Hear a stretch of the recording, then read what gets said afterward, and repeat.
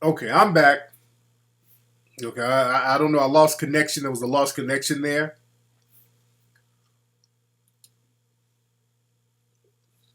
All right. I hope the thing don't start getting janky here.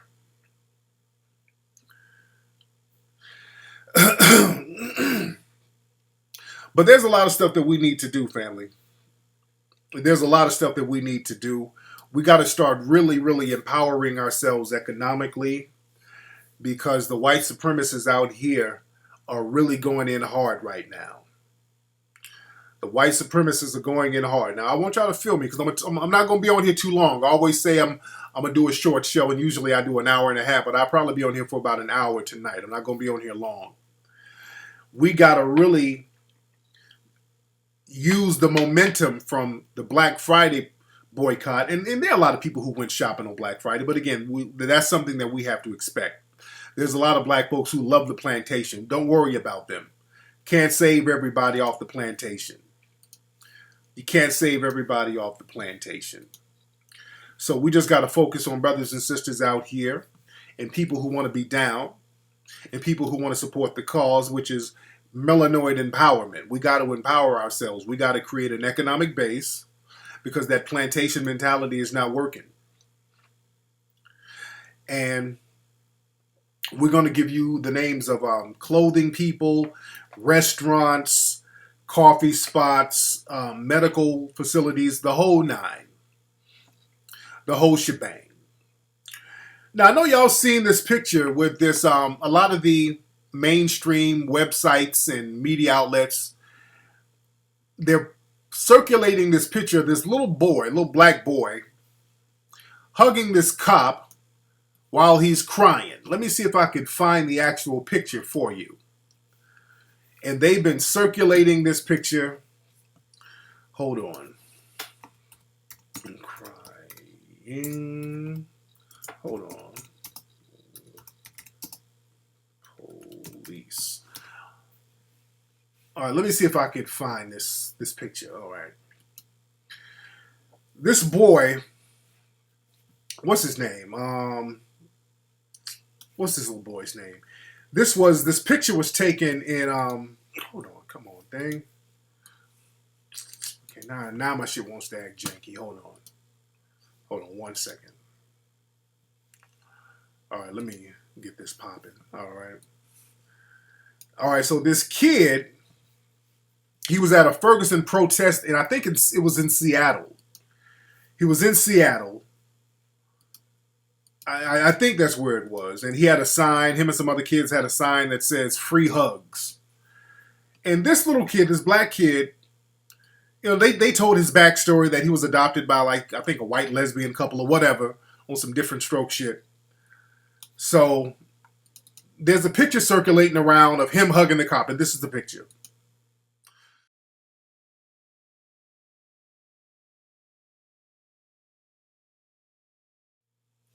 All right, so that's the picture of the black kid hugging the cop. And this picture is circulating all around the country showing how we can be compassionate. Let me tell you something. This picture, to me, is a bunch of bullshit. I hate to be the fly in the soup. I think the picture is bullshit. I mean, it's good. The kid is compassionate. He's a kid. He doesn't know any better. He's just doing whatever. He's doing whatever he can do to survive. He doesn't know any better. So I'm not shitting on the kid here. I'm not shitting on the kid. My criticism is for people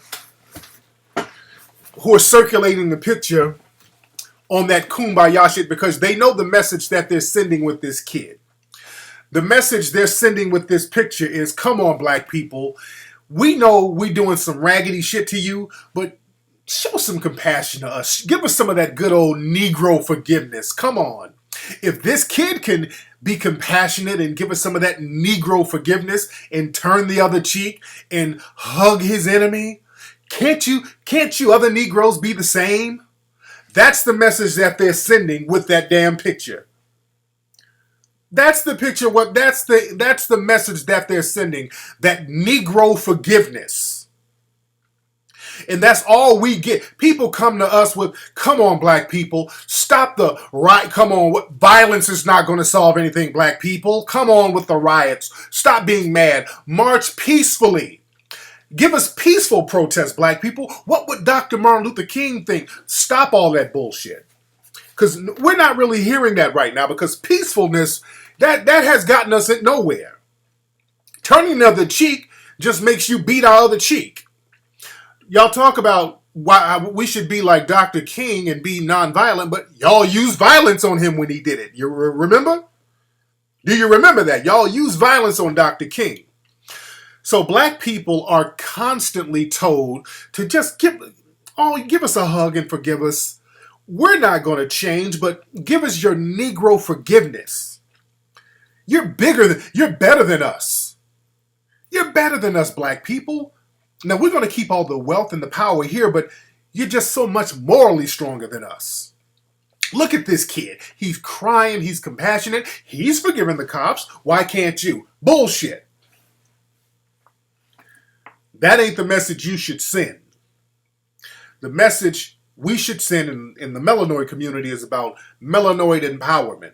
We should be talking about empowerment. Damn hugging a cop. That ain't it, people.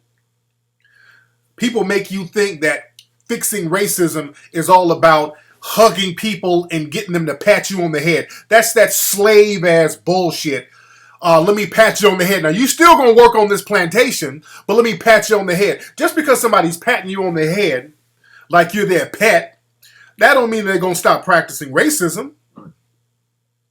We need to be on that empowerment shit. Let's not fall for that bullshit. That's the shit they gave us in the 60s. Come on. Let's integrate by us giving you a hug. After we give you a hug, we're going to take your resources, we're going to keep them, but then you can work for us. So let's not fall for that. Well, his parents are two white lesbian women. He was adopted. That kid was adopted, so he's been indoctrinated. And the story they wrote about him, it was very interesting. They were talking about how, when he was 4 years old, he was real violent. He only knew curse words because of his environment. Basically, they were saying he was raised by some raggedy hood rat, which is the message they were trying to give. So he needed some good white people to save him. See, that's that message they love sending out, that all black kids need are some good white folks to guide them. Let me tell you, do you know in Kenya, the country of Kenya, they banned foreign adoptions. We're going to do a story on that on Melanoid Nation.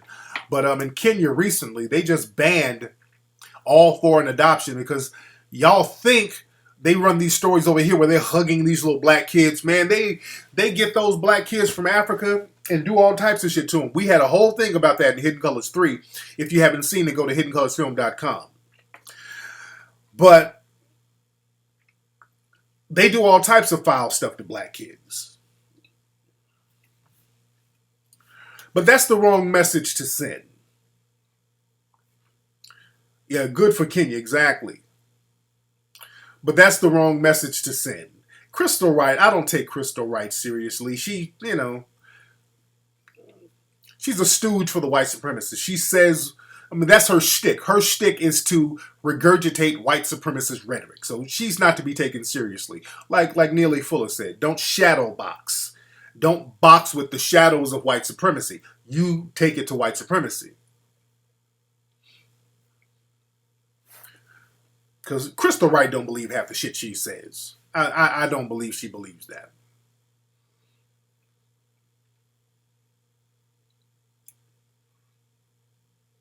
You say Tahuti be talking crazy about black? No, Tahuti breaks some real game down. No, Tahuti don't talk. He gives constructive game. Tahuti gives constructive game. We're going to do a story about that. What about black on black crime deflection? Because that's another thing, people. And I sent a tweet out about that. We got to stop falling for that what about black on black crime nonsense. You notice every single day on television, whenever we try to talk about race in this country, it always goes to what about black on black crime. It always goes to that. That's a deflection. That ain't nothing but a deflection. Anytime people say, what about black on black crime? You got to understand that's how the white supremacists debate. What they do, the rule is to never talk about white supremacy, so always change the subject. What about black on black crime is something, all they're doing is changing the subject. That's all they're doing. So black folks, this is the rule. I keep telling y'all how to handle that. When people start talking about what about black on black crime, just bring it back to the subject. What about white supremacy? We're talking about white supremacy. Let's talk about white supremacy and how come nobody's discussing it and how it's so prevalent in society where they're letting white supremacists kill black people. Well, black on black crime, how come there's no outrage? Well, we talk about black on black crime, but what about white supremacy? Just bring it back to white supremacy. It's that simple. What happens is the white supremacists will get black folks to go in a whole rant about black on black crime and defending the black on black crime and trying to debunk it. And while you're doing that, time is up. The white supremacists, they play this little game. It's a chess game. Because a lot of times on television, they give you 3 to 5 minutes to talk. If that. So, hey, we're going to talk about race. We got one side right here, and we got another coon. Somebody else who's going to oppose. So, somebody says, hey, man, we're tired of all these black people getting shot. Then somebody says, well, what about black on black crime? Where's Al Sharpton? And they say the same exact thing. They keep regurgitating the same thing, and the networks allow that. They want them to say the same thing and not really get to a point. So, you just got to bring it back to white supremacy. What about white supremacy? White supremacy is a problem. That's the real problem. Let's go back to white supremacy because that's what we're talking about. White supremacy has nothing to do. White supremacy is what's going on. That's the common denominator. White supremacy has been permeating this country for years. Black people have been getting killed by suspected white supremacists for decades in this country. So black on black crime is being dealt with, but white supremacy is not being dealt with. So what about white supremacy? Let's talk about that. Just bring it back to white supremacy. A lot of black people are afraid to even say white supremacy. You dig? And look, what's up, Slim Jim? You say, well, Darren Wilson has ties to the KKK. So? They ain't even hiding that. Maybe he does. So? What are you going to do about it? See, y'all got to understand, exposing these dudes for Klan ties and all that, they're letting you know how they get down. So spending your time trying to expose them, they're telling you, we're white supremacists and what you gonna do about it. They're bold now. The white supremacists are real bold now. And if you're a non-black person, if you want to make the what about black on black crime argument, call up. I'll show you how to handle that. I'll show you how to handle the what about black on black crime argument, which is nothing but a deflection. And really, that's literally all it is, because if you start pressing the people about it, because even if you do go there, you can shut them up easily. If I can get a white supremacist or suspected white supremacist to call up, that would be great. And Rupert Murdoch, did y'all see that tweet that Rupert Murdoch sent out? Rupert Murdoch sent out a tweet, and this was bold. This is the head of a major billion-dollar corporation. He sent out a tweet talking about, I'm paraphrasing. He said something to the effect of people making a fuss about the Egyptians. All the Egyptians I know are white. And the Egyptians are Middle Eastern or something like that. And he was like, what? He said they were, what did he say? Something about them being Middle East. I got to read the tweet. Let me find the tweet. Let me go to melanoidnation.com, melanoidnation.org. Let me read the tweet. I don't want to say the wrong thing. melanoidnation.org. Let me read the exact tweet that Rupert Murdoch put on Twitter the other day. Okay, the tweet was, Moses film attacked on Twitter for all white cast. Since when are Egyptians not white? All I know are. Now, like I told y'all before, white supremacy is based on the I say so mantra.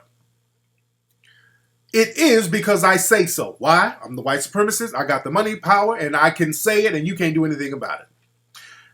In that one tweet, that's all he's saying. They're white because I say they're white. I don't give a damn what they look like. I say they're white. Since when are they not white? All I know are I say they're white.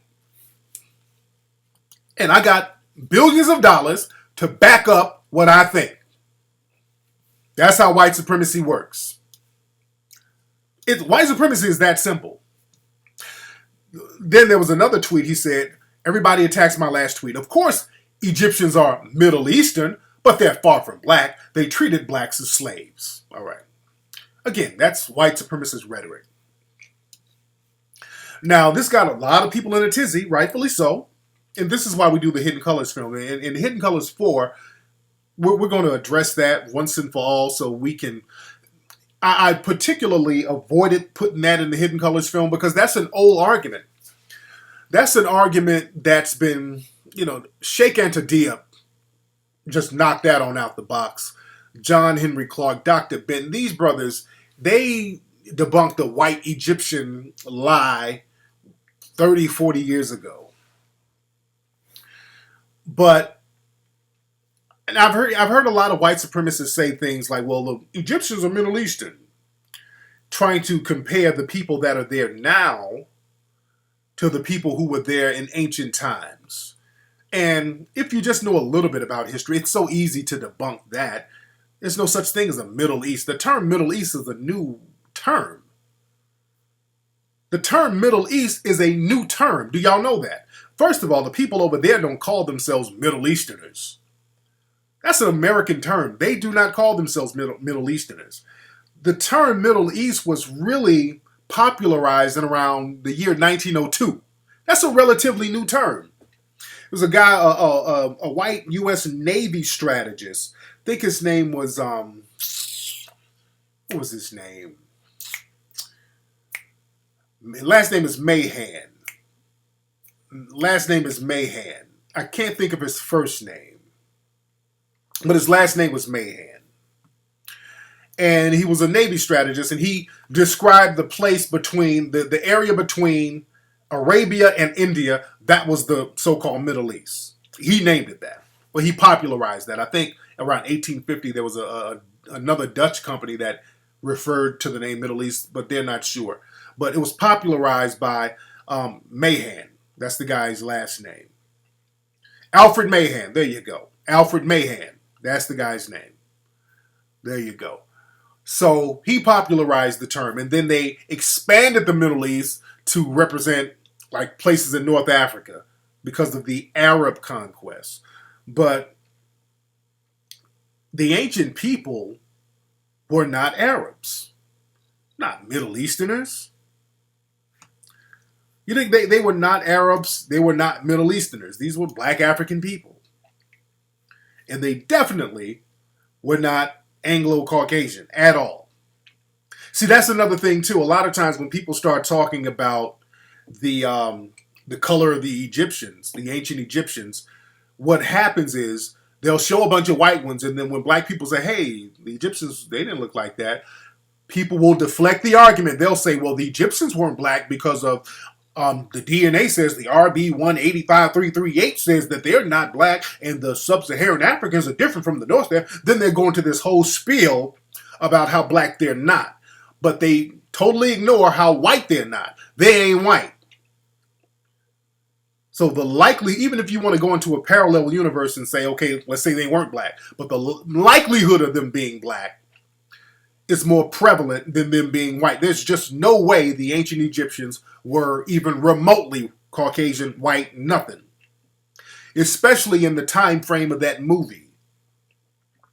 This movie that's coming out, they use real people. Well, it's based on real people who were around during the 19th dynasty. Queen Tuya, Seti I, Ramses, all these people, that was the 19th dynasty in Egypt. So that was around the year 1250, 1230 BC.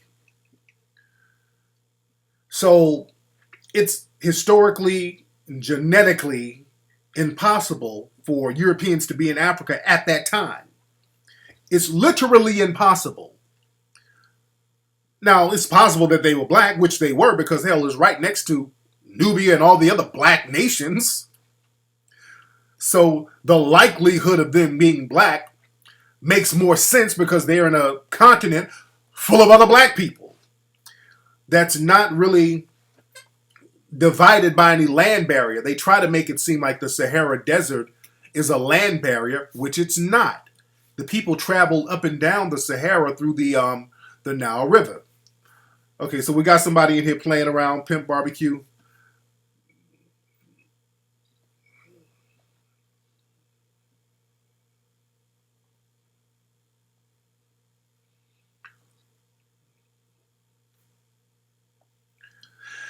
Yeah. Yes, indeed. There are pyramids in Egypt. I mean, in Ethiopia. They got pyramids down there in Ethiopia. Yes, they do. Yes, they do. A lot of folks in here. Y'all packed up in here tonight.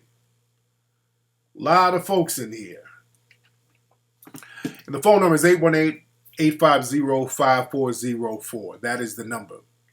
818-850-5404. So black folks, we got to get on that black spending spree where we spend our paper with black folks. It's going to have to be a regular thing. We got to create that economic base. What's up? Who's calling?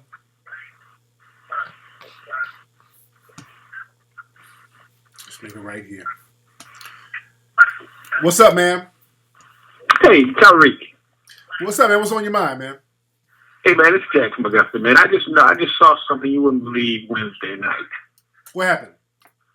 I pulled up in this, not convenience store, like a store, okay, in the parking lot. And I was talking to my wife before I got out. So this truck pulls up beside me. And these two white guys get out. I guess father and brother, two brothers, right? Well, before that, this brother pulled up. And this brother was strapped, man. I mean, like back in the cowboy day, you could see his stuff on his side. You know what I'm saying? Yeah. So I'm saying to myself, I know this brother got to have papers, walking around like this. So he goes in the store. And at that time, another truck pulls up beside me with these two white guys in it. So they go in the store. And all of a sudden, the one white guy runs back out, goes in his truck, and gets his gun. So I'm saying, oh, shit, what's going to go down now? Right? So when he gets his stuff out of his truck, he hears me talking to my wife. I said, man, you won't believe what I'm saying. So he looks at me and listens to me talking about what I see and looks at me and smiles. So I continue talking, letting him hear what I'm saying. So he walks back in the store with his gun. And at that time, I'm sitting there waiting for something to bust off, right? So the brother comes walking out.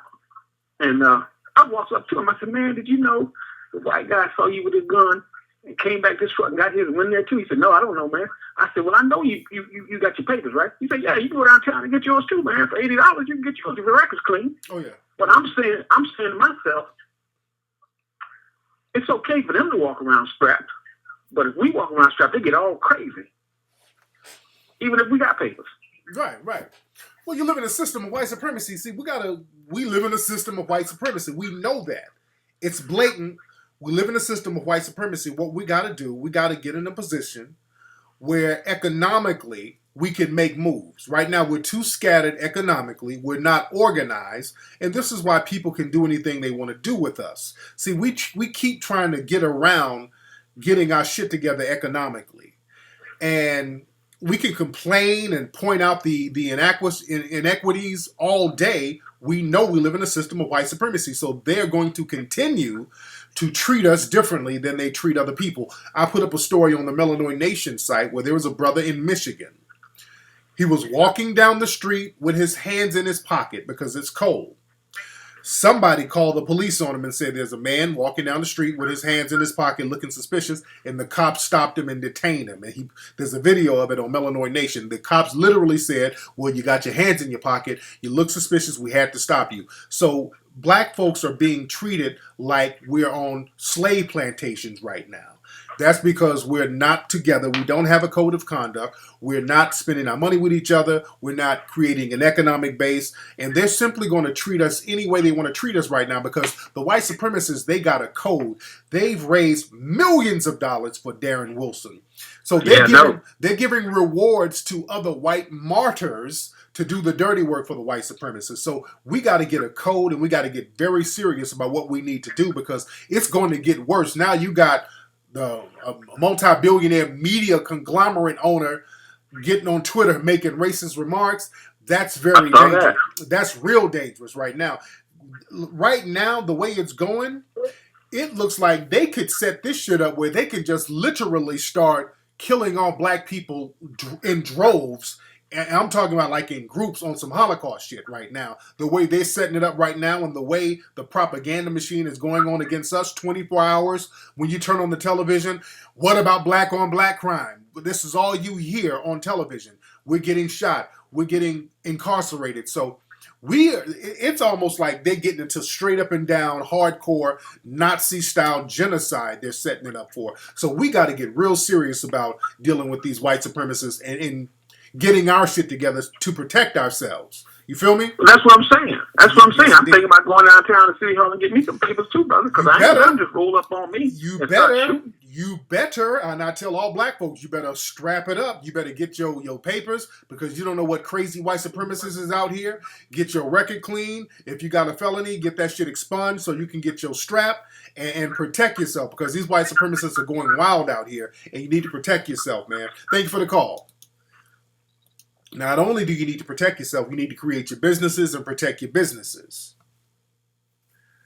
That's what you need to do. The UN, they keep doing these torture reports and all that. Well, do something. The UN, what you gonna do, UN? The UN, if you're gonna do something, UN, United Nations. And we gotta get on the president and have him at least say something. I mean, the president is not saying anything about all these black people getting killed with impunity in the country.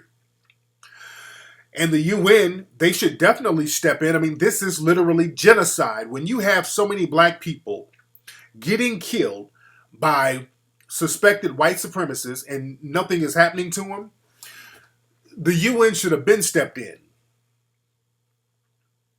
You dig? Because this is, it's insane. This is genocide. And black folks got to stop giving Barack Obama a pass. There was a story about some people in the GOP criticizing his daughter. Somebody was saying something about his daughter or whatever, and some people were posting up on my page. And look, I'm not cheerleading for Barack Obama. I'm not. People were trying to take up for him and the daughters. I'm not. Barack Obama ain't taking up for these kids getting shot. Barack Obama is not taking up he ain't saying nothing for these kids who are getting shot out here. He ain't saying, hey, this is kind of wrong. So we got to really protect ourselves right now. We got to really protect ourselves right now. Because shit is real out here. Let's see who's calling. What's up? Who's calling? Yourself, Lex. Chris out the Bay Area, man. What's up, Chris? How you doing, man? I'm doing good. Two quick observations. One, have you seen? I don't know if it's a real article or not, but they're trying to post up articles about Mike Brown having an arrest record and all that stuff. Somebody got felonies and all that other shit. No, he didn't. These are fake websites, and y'all need to check the sources on these websites. And that's another thing. Black folks believe every goddamn thing that's posted up, man. No, a lot of these sites are fake. Mike Brown did not have a felony. And I knew that was fake too. This girl had the nerve to post that shit on my page. I got on their line about that. Yeah. And second thing I want to say, and this is kind of a weird story. So I was talking to this Latin chick one time, and so I asked her nationality, and she named all type of stuff like, oh, my mother's El Salvadorian, my auntie's this, my auntie's that. And she was like, you know what? So I don't really know what I am. I guess you could say I'm white. Mm. And that kind of threw me. I was like, where the hell did you get white from? You just named all type of Hispanic shit. Because they allow Hispanics to be white in America. Legally, they allow Hispanics to be white. So Hispanics usually take that option. That's why the so-called the white numbers are bigger, because they just allow more people to categorize themselves as white. Back in like this, most of the people who are white today were not white 60 years ago. You understand? A lot of people in the Middle East weren't considered white 60 years ago, but they're considered white now. Hell, a lot of people from Southern Europe, like Italians, weren't considered white a little over 60 years ago, but they allow them to be white now. So whiteness is a socio-political construct, and it's very arbitrary, you dig? So when people start talking about genetics and all that stuff, then I get them. I'm like, okay, so we're going to talk about genetics and black inferiority. what the hell makes a person white and what makes your genes superior, and then they stuck.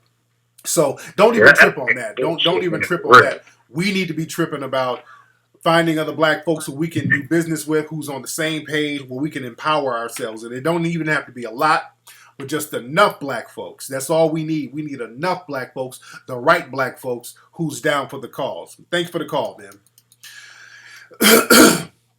That's what we got to understand, family.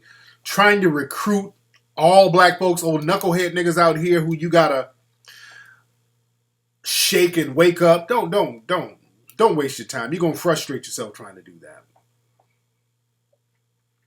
You're gonna frustrate yourself trying to do that. Just get with black folks who's already down. Peanut and TJ are fine. Let me get some non-black folks calling up. Let me get some, because I want to hear from you. Let me know what's on your mind. All my black folks, hang up for 1 minute. Let me get some of the non-black folks. Let me get some of the white brothers and sisters to call up to hear what you got to say. Because a lot of folks are in here right now. We're real heavy in the room right now. And don't forget, I'm going to be doing a lecture next week in Amsterdam, Holland. I'm going to be talking about race. I'm going to be talking about that Black Peter fiasco that's out there. People dressing up like Black Peter. I'm going to be going real deep in that. Oh, we heavy in here. We almost got 1,500 people. We are heavy in here tonight. But I'm going to talk about a lot of stuff out there. So if you're in anywhere close to that area in Europe, y'all need to come on down.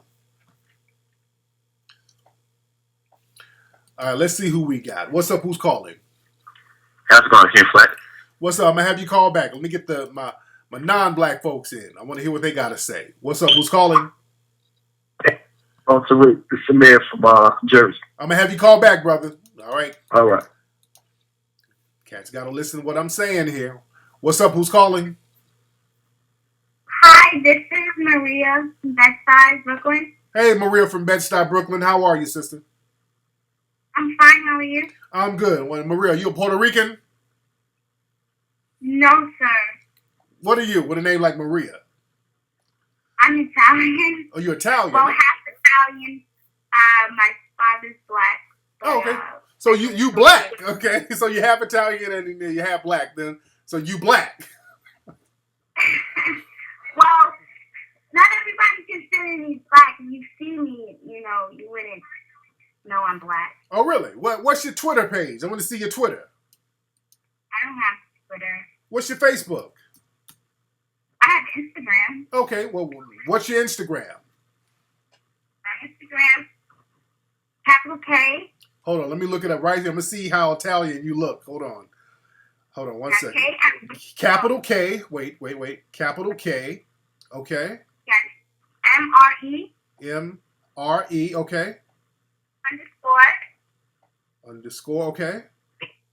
21, 30. 21. What? Did she hang up? Oh, somebody done hit her in the head. Okay.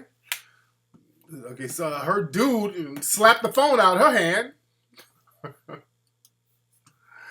All right, somebody hit her in the head with a bowl of ravioli. She's giving out too much information. Okay.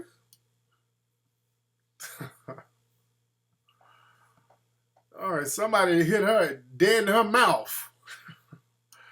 Somebody hit her in the nose with some Chef Boyardee. She was giving out too much information. Okay. All right, Maria, I'm sorry that happened to you, Maria. Damn. Yes, she is Italian. They gave her a mafia ass whooping. They gaffeled her up. They got in her ass. All right. What's up? Who's calling? It's Kevin. Hey, Kevin, where you calling from, bro? Orlando. Orlando? Yeah.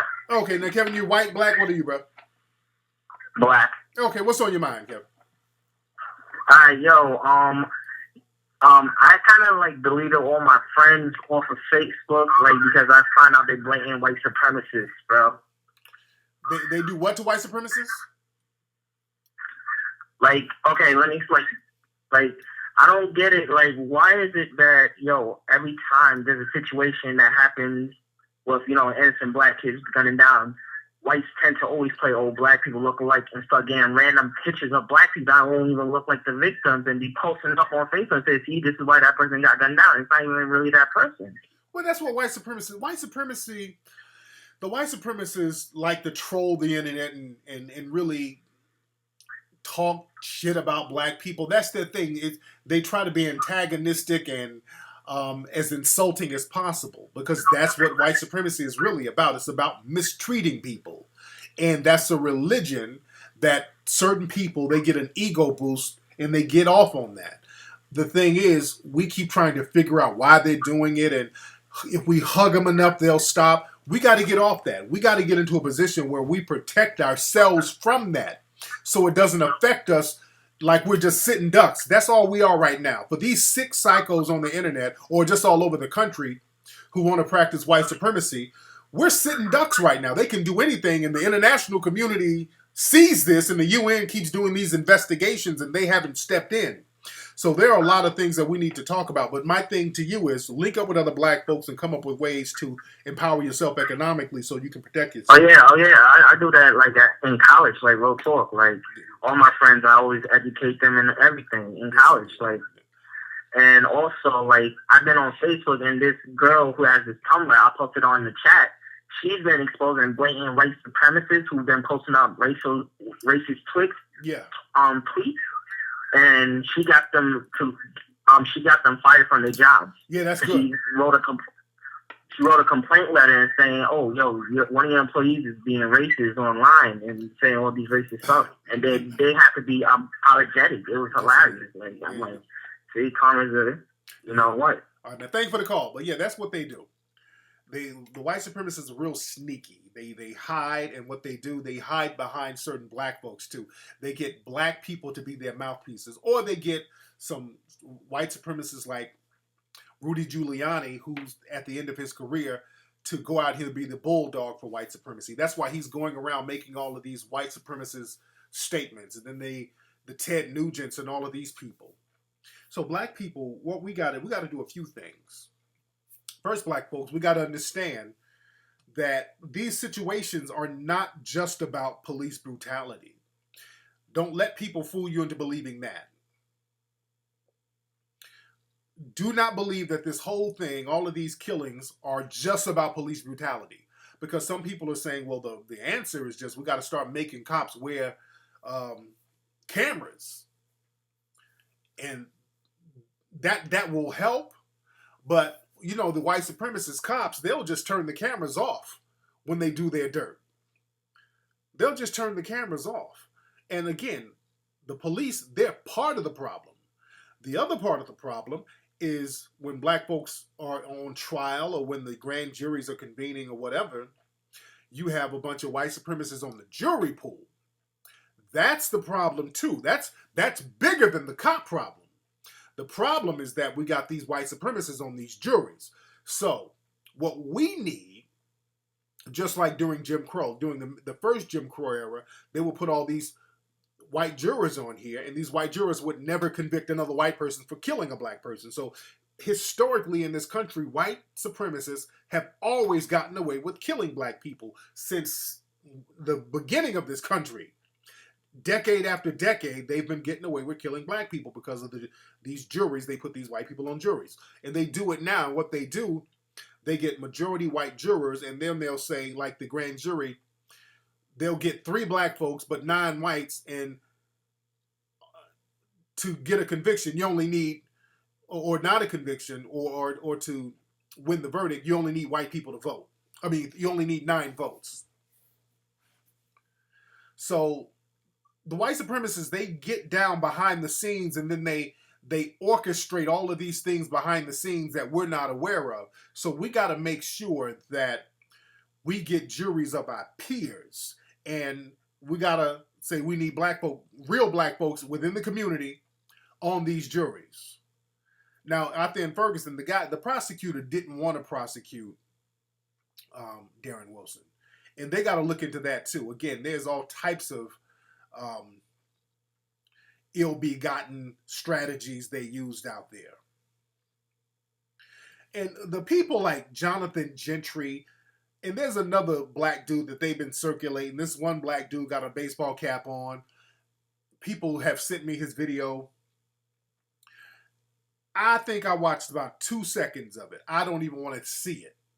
I can already tell the fact that it has gone viral. I already know what this nigga's saying. So I don't even want to see this dude's video. I don't want to hear it. I already know what he's saying. Just another nigga out here trying to get his pat on the head from the white supremacists. Nubia 99 is trolling.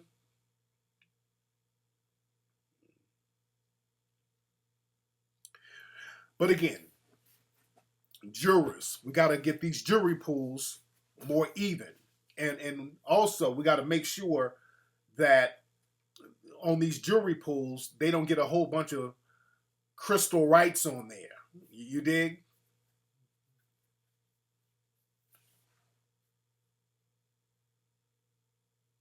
Yeah, I already knew. I already knew this dude was cooning.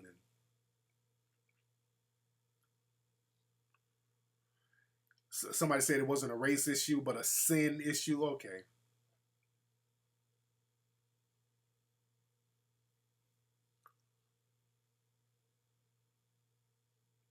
You say who be simping for who?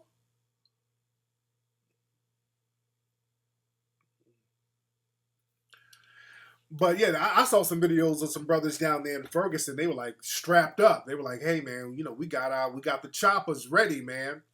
Because there's all types of little white supremacist groups going down there. So the brothers should be strapped up to protect themselves because you don't know what those white supremacists are going to do. Yeah, Bill Mason. I heard about that.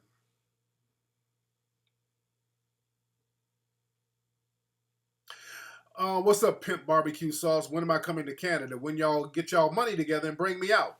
Because a lot of folks were asking, they were like, man, you going to Amsterdam?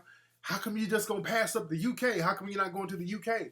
Well, the thing is, UK, if y'all really wanted me out there, y'all would have got y'all money together. Like Amsterdam, the people in Holland got their money together. They breaking me off lovely. That's why I'm going to Holland. I'm not going... ain't going out there on a vacation. They break bread. They breaking good bread. So if you want me to come out, the UK, y'all ain't get serious. Money talks. See, people gotta understand money talks. You get stuff done with paper. Shit, y'all got it. Y'all out there buying all types of clothes and clubbing and all that shit. Y'all got paper. Money talks, man.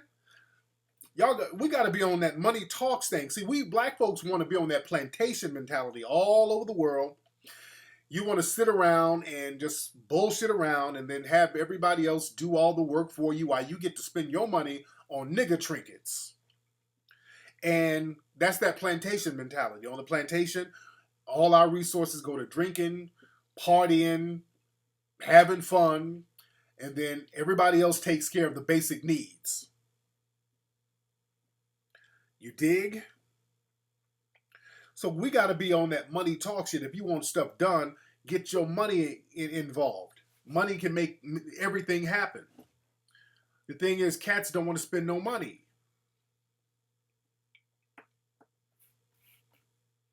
Man, money talks, dude. Yeah, dudes want to be cheap, but then want to splurge on nigga shit. You dig? All right, let's see who's on the phone. What's up? Who's calling? Hi, Tariq. Hey, who's this? Hi, I have a question for you. Okay, what's your name, sweetie? My name is Aaliyah. Aaliyah, where are you calling from? I'm calling from New York. Okay, were you the girl who called up? From Brooklyn. Okay, you sound like the girl who called up and hung up. What girl? I don't know. I just signed on. Okay. So what's I don't know. Okay, so what's on your mind, Aaliyah? Okay. First of all, I'm 20. Okay. Or whatever, and I have a baby father. How old is your baby? And Wait, how old is your child? She is 10 months. Okay, you just had a baby. Okay. Yes. And so I'm starting to get, I guess, I don't know what is conscious. Like I'm learning about my history and all of that stuff. Right. Actually, I have been for a long time, but I haven't really gotten into it really until maybe a year ago. Okay. But anyways, my baby father is not like that at all. Okay, what's up? And we're What's up? starting to bump heads now because he's like really ignorant. Okay, And he doesn't have no knowledge of himself. Like, it's just really ridiculous. And I was wondering, do I like wait until he gets older and maybe learn something, or do I just, like chuck it up? now how old is he? How old is he? He's 21. So y'all basically the same age. So he's Yeah. ignorant. So this dude's so ignorant. Why'd you have a baby by an ignorant ass dude? Well, I mean, my mind state wasn't how it is now when I met him.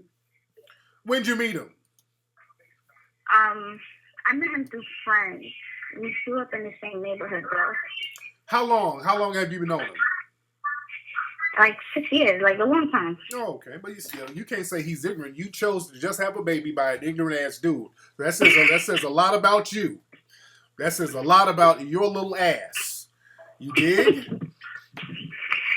Now, what kind of quality? Well, I mean, on some real shit. What kind of quality of life are you going to have for your kid with an ignorant ass baby dad? You didn't even say your boyfriend. I mean, he's not that bad. Like, don't get me wrong. Like, he's very like he provides for her.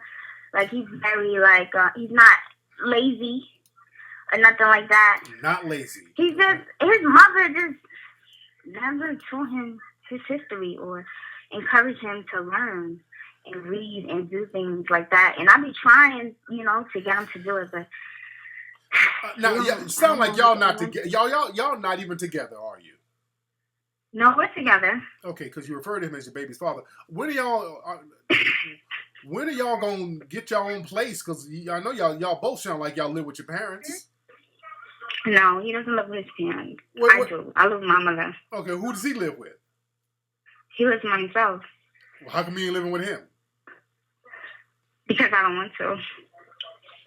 Okay. We tried it before I had the baby, and it just, I don't think I was ready for it. I didn't want to be checked on all the time.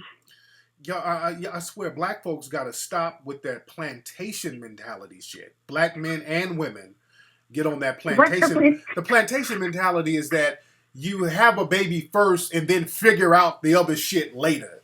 You understand? That's that hustling backwards shit. Y'all have a baby, but y'all haven't figured out nothing. He's over here. You at home with your mom. Your mom is probably 38. How many brothers? She's not 38. She's 54. Your mom is 54 years old. Yes. How many kids she got? She has 3 kids. Okay, you the youngest? I'm the youngest, yes. And your mom, she don't want your ass all up in the house with a baby. Your mom trying to turn up. She's trying to get it popping. You did? Come on, man. Y'all staying on, living on your mom. Yeah. Hey, what you doing for money? You trying to wait for your Section 8 to come through? What you doing? Section 8? Yeah, what you trying to do? I work for SUS. That's first of all. Okay. And what's SUS? College. I'm not a bum. All right, what's SUS? SUS, Services for the Underserved. Oh, okay. And what's your dude do? What does he do? He hustles. Okay, nothing. So he does nothing. Okay. So you got a nigga who does nothing because that if you can't immediately say what a motherfucker does, he does nothing. He does nothing. He does something. Well, he does something. He sells incense. He ain't really getting down in New York. Not no 21-year-old nigga. He ain't really moving no major moves at no 21 in New York in this climate. So yeah, he ain't. I mean, he's doing all right. He has an apartment. He has a car. He's all right. Okay. So again, y'all hustling backwards, man. Y'all got these babies. He's hustling. You staying with your mom. Yeah. What's your plans? What do you plan on doing, young lady? My plan is get myself together. Okay, that's too vague. Getting together as far as what? How? How are you getting yourself together? As far as getting myself situated, like financially, situated in my own place. Right. I'm finishing school. Um, I'm going to school for education. I don't want to work in public school. I wanted to start open a daycare first when I'm finished. Oh, Get my license and everything. all right. All right. And that's my plan for myself. Okay. Okay, Aaliyah. All right, Aaliyah, I hope you get it together. I got footage of your dude. This is your dude out here hustling. This is your dude right here. Hold on, right?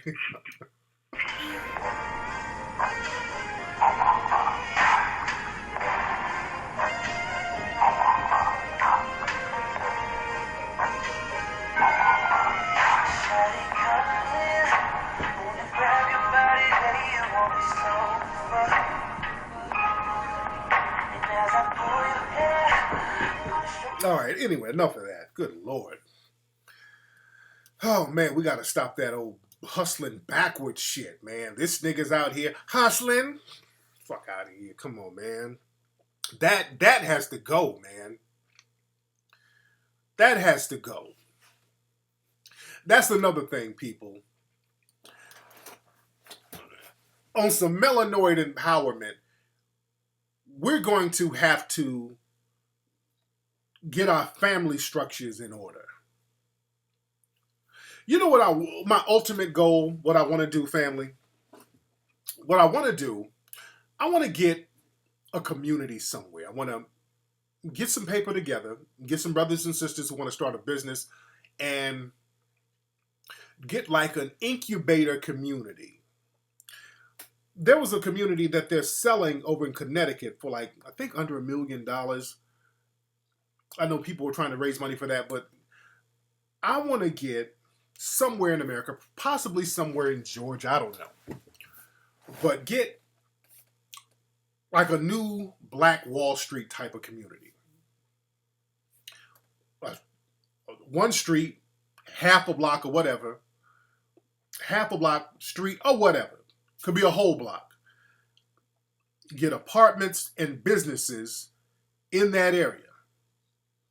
You understand?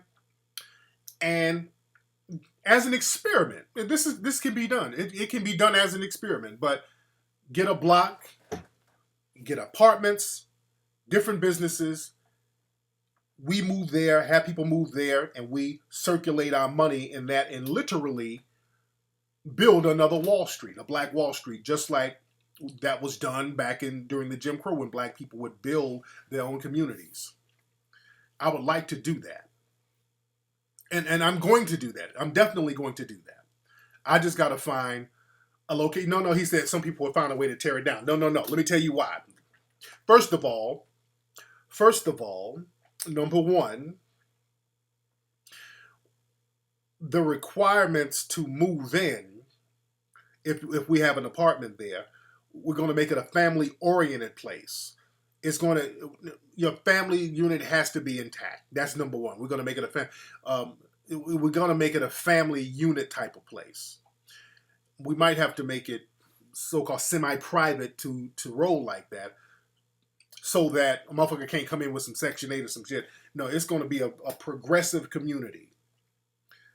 It's going to be progressive, and that's one of the things. I've been thinking about that for a long time. It's important to have strong family units first. Also, with a strong family unit, there can be direction.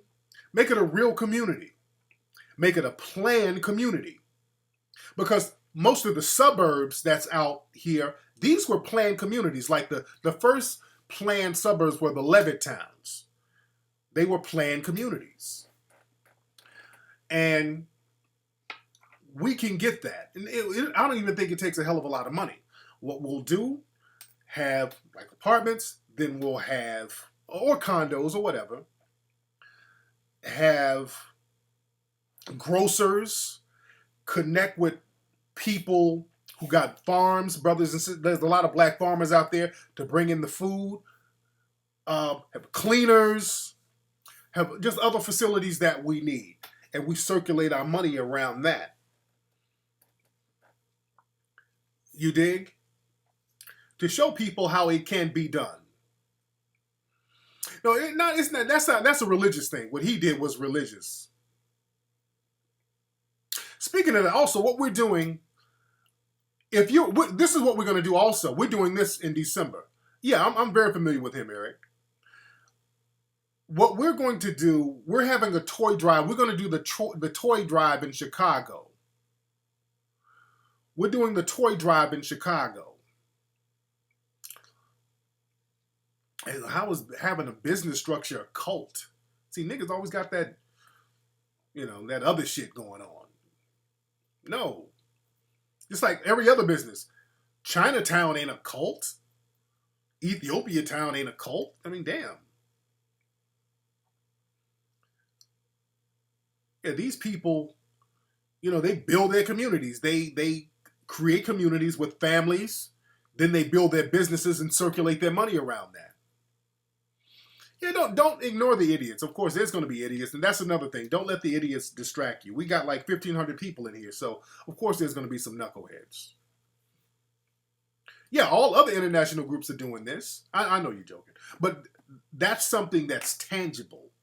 We start off small. Like I said, all I need is a block, a city block, businesses, buildings, or empty buildings or whatever. We can renovate those things, create businesses, and that's like an incubator. We all feed off each other, circulate the money off each other. But like I was saying, we're going to have, I talked about the toy drive, food drive we were going to do. What we're going to do this December in Chicago, we decided to do it in Chicago. We're going to have a toy drive in Chicago. melanoidnation.org. We're going to have a toy drive in Chicago. You guys can make donations to that at melanoidnation.org. What I need, my brothers and sisters out there in Chicago, we need some brothers and sisters to be volunteers. Email me at info@tariqelite.com. Also, I need some brothers and sisters in Chicago because I'm talking to some venues. One drop-off spot that we might have is a bookstore. But if you know of some community centers out there that we could use for the toy drive, that would be great. So all my brothers and sisters in Chicago, if you know of some community centers out there, we're still looking too, but if somebody's already out there and you know some community centers that we can use for the toy drive, please hit me up at info@tariqelite.com and we can get that popping. And again, we need volunteers for Chicago too. And this is going to be, I think the toy drive, will do it around December 20th, but we're going to start collecting stuff. We just got to get the venues. That's it. We got to get the venues together. That's what we're getting, King Me. I'll let you know where to get where to send the toys once we find the exact venue. And but you can make donations to that now at melanoidnation.org. You can send in toys. We're going to buy extra toys and all that stuff too. Thank you very much, German. So we're going to have that toy drive out there. That's what's up, Chanel. If you want to volunteer, that would be great. That would be great. We're heavy in here tonight, man. The room is packed tonight. All right, what's going on? Who's calling? Hey, what's up, Tariq? I'm calling back. This is Smith from New Jersey. Hey, what's on your mind, man? Hey, listen. You was talking about Hispanics, and I work with a Hispanic guy. You know what I mean? I hire him, like I drive trucks. Okay. And it's kind of like, so we get into the conversation about the whole Mike Brown thing, and he's so hell-bent on telling me it's not about race. And I thought about the podcast that you had named Friends and Allies. Yeah. And it's like, so I'm just trying to figure out, is it even worth trying to explain to, let's just say, somebody of Hispanic background, the black plight? Because, you know what I mean? Like, I felt it. It was to the point where I was ready to fire the dude and kick him off my damn truck. You know what I'm saying? Let me tell you something. This is the thing, black folks, I really want black folks to understand this. Just like John Henry Clark said, we ain't got no friends, dude. When it all boils down to it, some people, they'll go and march with us and stuff. Hey, hands up, don't shoot. They'll march, but when it comes down to power, ain't nobody really fucking with us like that because we got to do it ourselves. Black folks get on this whole thing. We get to marching and protesting. They're hurting us black and Latinos. That's black folks talking. Don't you know you never see any Latino leader get out there and say, us Latinos and blacks. They never say that. They say, us Hispanics, we need this, we need that. Nobody's representing us, but we get out here and try to represent everybody. And I'm not shitting on our Latino brothers. There's some cool Latino cats out there. But the thing is, at the end of the day, the Latino community, they do look out for their own, and rightfully so. I'm not even mad. We got to treat people like they treat us. When they look out for their own, we got to look out for our own. We're so afraid to say, look, we're going to do this for black folks. We need help for black folks. We're so afraid because we've been taught that black is negative from the dominant society. Black folks think that if we ride and rally for all these other groups like Hispanics, they're going to come over and do the same. A lot of Hispanic, and not all, but there's a lot of Hispanics that will jump right up there with the white supremacists. Shout out to George Zimmerman, and do the exact same thing as the white supremacists. And I'm not saying all, but we don't know who's the Hispanic white supremacists. We don't know who they are. We don't know who's going to co-sign white supremacy. So our thing is we just have to look out for ourselves and get our communities popping, just like everybody else, including the Hispanic community, just like they're getting their communities popping. And that's just what it is. There's no way around that, man. Hey, Tariq, I got one more question. Go ahead. All right. And it's another thing, too. Like, I bump heads with my family. I bump heads with friends. I bump heads with people on social media when it came to me criticizing Barack Obama. However, in these past couple of incidents that went by, black people are starting to kind of like wake up. Right. So now a lot of black people are starting to see, some of the stuff that I was saying was, actually correct. You know what I mean? So how do we, to confront Barack Obama, you said something about shadow boxing. Right. Would that be considered shadow boxing? Well, no, he's the president, so we're right in our criticism because there are people behind him, but we don't know who they are. You dig? So he's the mouthpiece. So we need to say, hey, President Barack, and it's very important that we need to do this because we need to say, President Barack Obama, why aren't you speaking up for black people? And a lot of us are scared to do that. And what's going to happen when the next white candidate comes in and we say, hey, why don't you do something for us? They're going to be like, well, hell, you didn't ask Barack.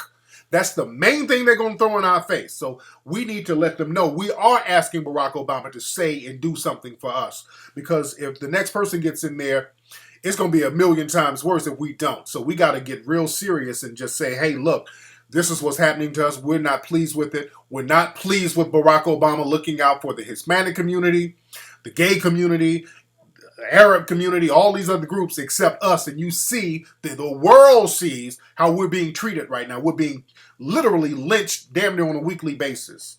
So that's what it is. You're 100% right. Yes, You're 100% right. Because that's the first thing they say to me. They say, well, what do you want him to do? I said, did y'all just pay attention to he just gave an executive order concerning the Hispanic community and immigration. So what are you talking about? He can't do nothing. But it's real crazy. Yes, all right, Tariq. Thanks for the call, man. Man, there's like I said, there's a lot of things that should be done. There's a lot of things that should be done. I mean, he does give executive orders, man. He could give injunctions to police officers, do something about these juries. That's the main thing. That's the main thing, these juries. Because the white supremacists in these jury pools, that's why these cops are doing what they're doing. Because the thing is, there are a lot of rogue cops out there, but the thing is, these cops are not attacking other white people like that because they know they'll be punished for it. They're attacking us because they know they can get away with it. The only reason Darren Wilson shot Mike Brown is because he knew he could get away with it. That whole cockamamie story about him being beat in the face and all that, and you see his face barely had a scratch in it.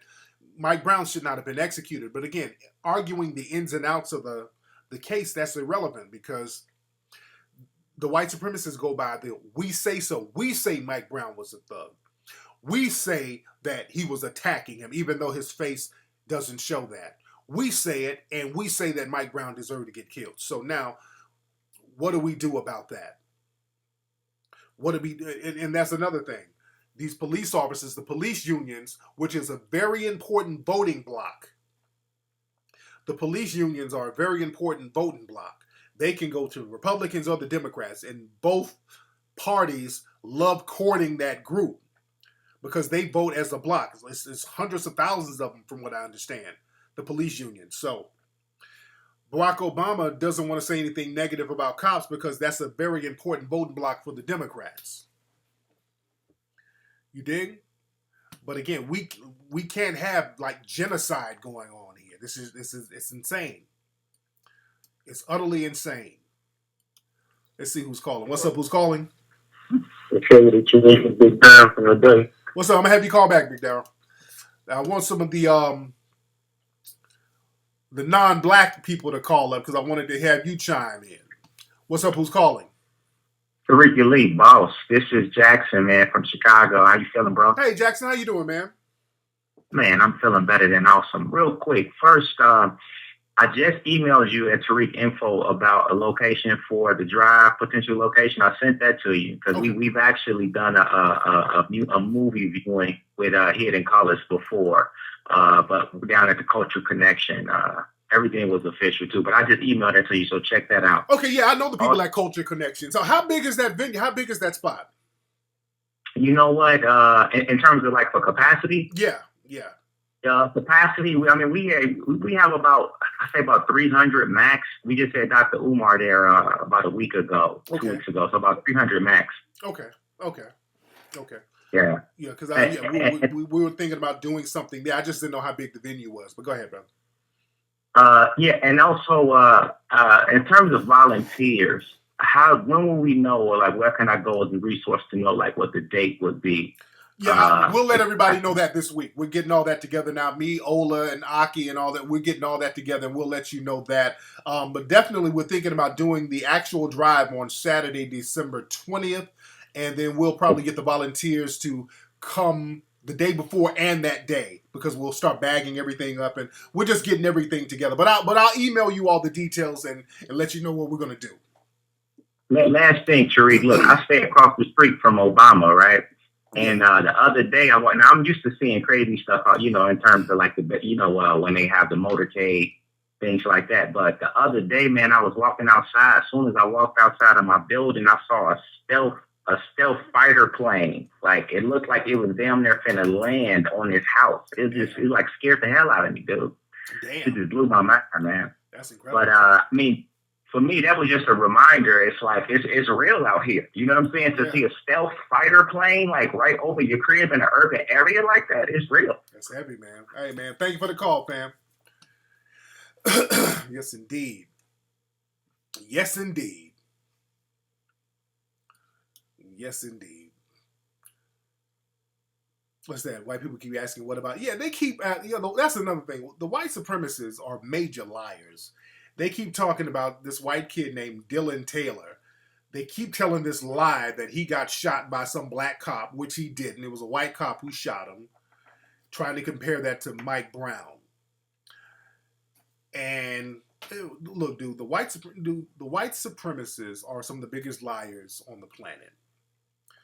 Half the shit out their mouth is a lie.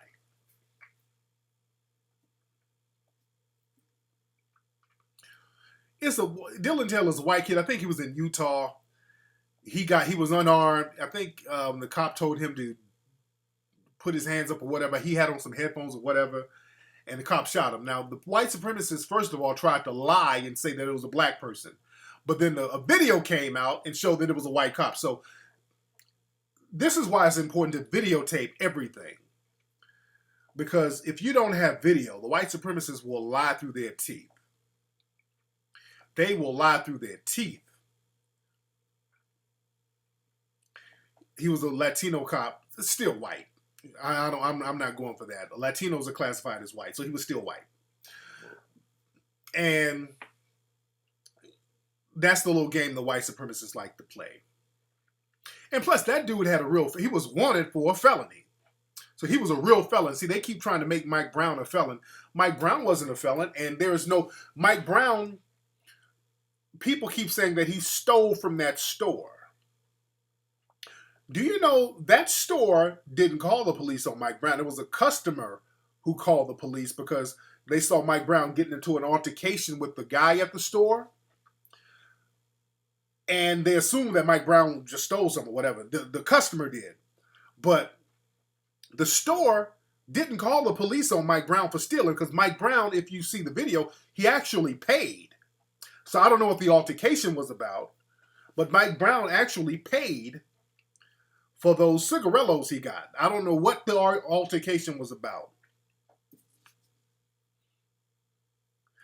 And that's another thing. We got to do something. There's a lot of things that could be done. First of all, man, I think that one thing, black people should be labeled as a sovereign nation that gets federal protection. The way we getting shot down like this with impunity, which black on black crime has nothing to do with, because black on black crime gets punished. Black people should be held as a sovereign nation, like certain Native American groups. Another thing, suspected white supremacists who call the police on black people making false claims, there should be an injunction where they are charged with a felony for making a false claim. If you call up and say, hey, there's a black guy here waving a gun, and the cops come and shoot him, that person should be charged. We need an injunction for that, because that's going to stop these white supremacists from lying. Because now what's happening is that all white supremacists have to do now, they know how the cops are. They sit around and watch black folks. All they have to do is call up and say, you doing something crazy. All the white supremacist has to do right now, if you out and about, black person, if you out and about at a store right now, family, you go to the supermarket to go get some milk. What's stopping a white supremacist from saying, hey, there's a black guy in the grocery store with a gun. There's a black guy, he has a gun, and the cops come in and shoot you, and you don't know what's going on. If a cop come in there acting crazy with you, you don't know what's going on. That's what's happening right now.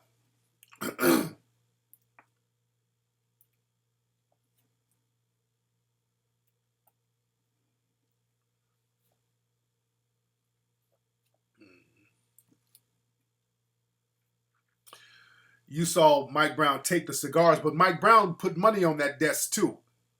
Mike Brown put money on there. So the store, even if you look at the early interviews, the lawyer for that store said that they didn't say Mike Brown stole anything. They didn't say he stole anything.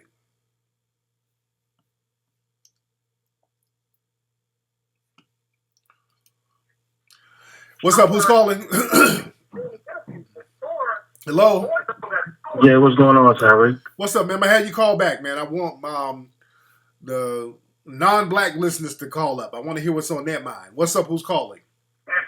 Yeah, I'm on Flex. What's up, man? What's your name? Jay, man, calling from New Orleans. Okay, I had you call back, brother.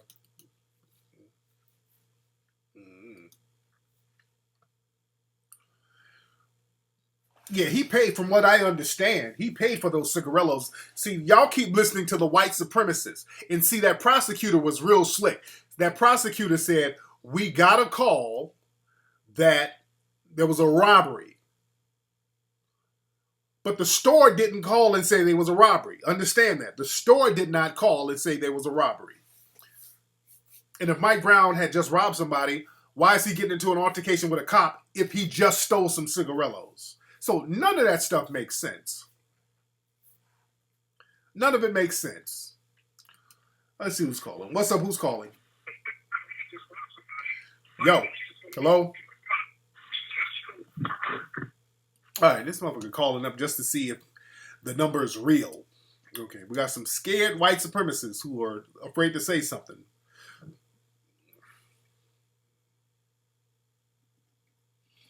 What's up, Artful? You say, what does it matter? Well, call up, Artful. Artful, call up. Just so we'll know you're not trolling. Artful Dodger, call up. Artful, we want you to call up.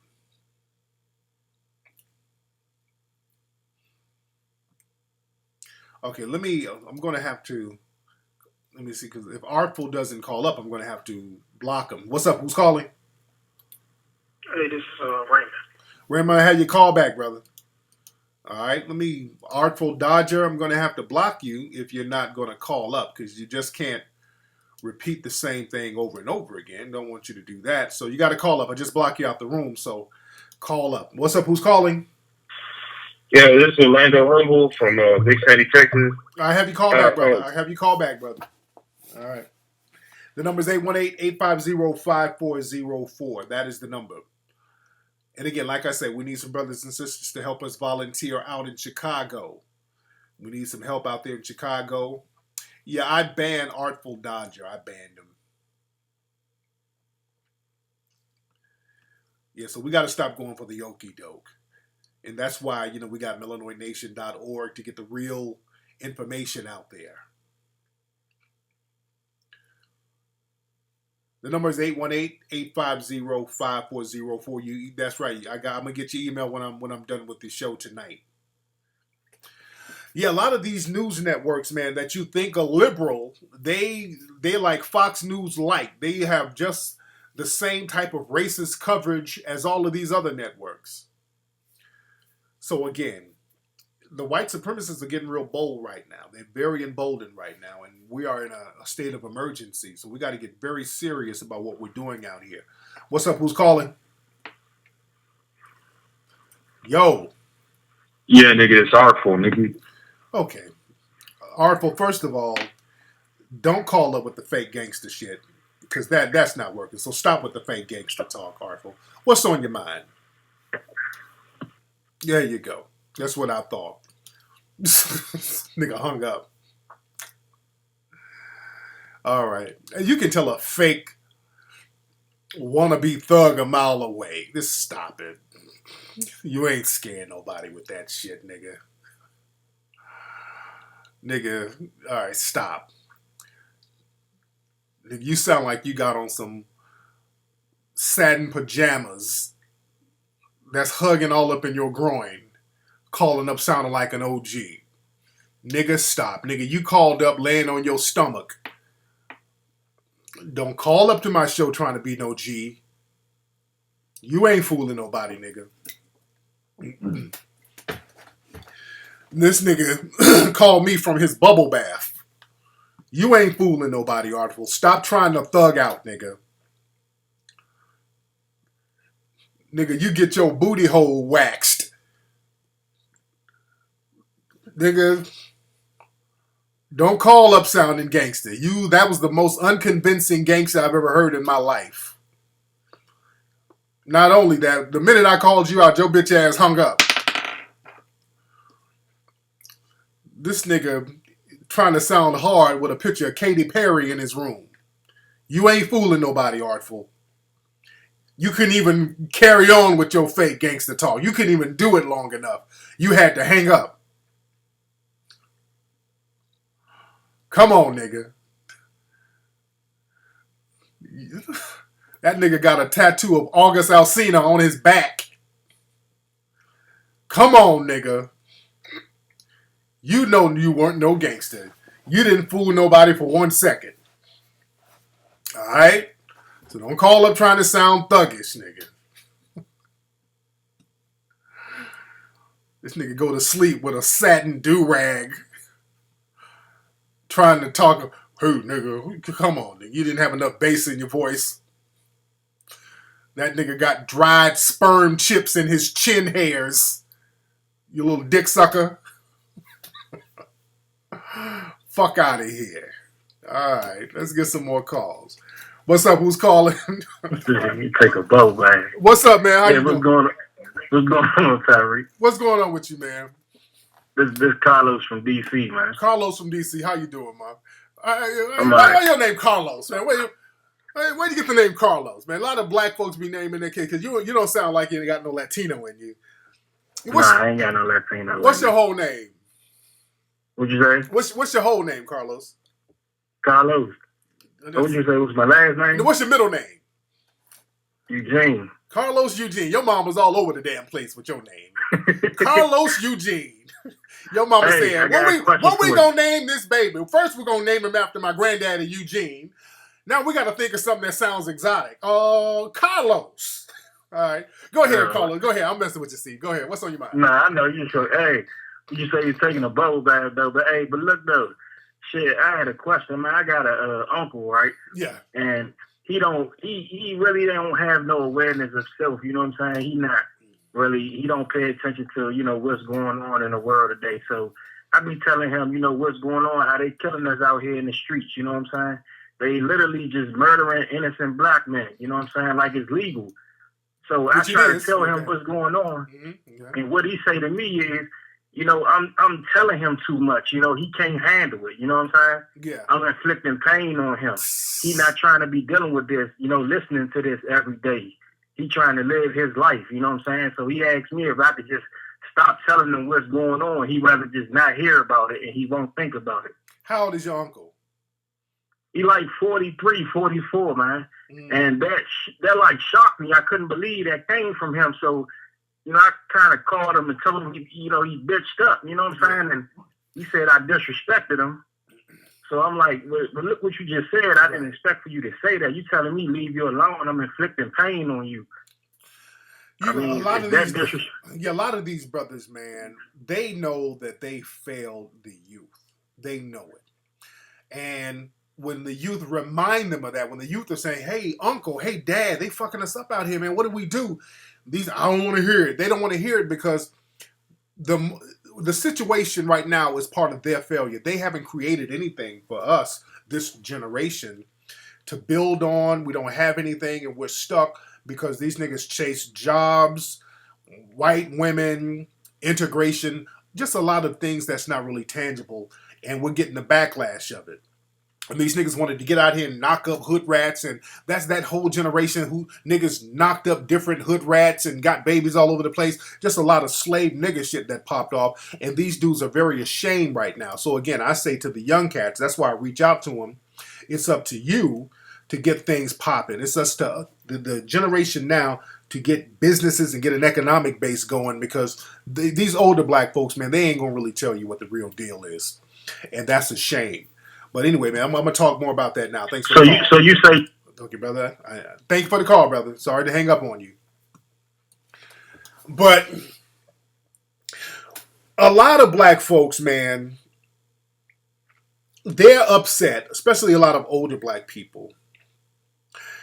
They sat up here and tried to play this little game where they were all about themselves on that individuality thing, and they thought that they can get a good job and lay up with the under white supremacy and just kind of chill out with their own little cubicle under white supremacy, and they'll be taken care of forever.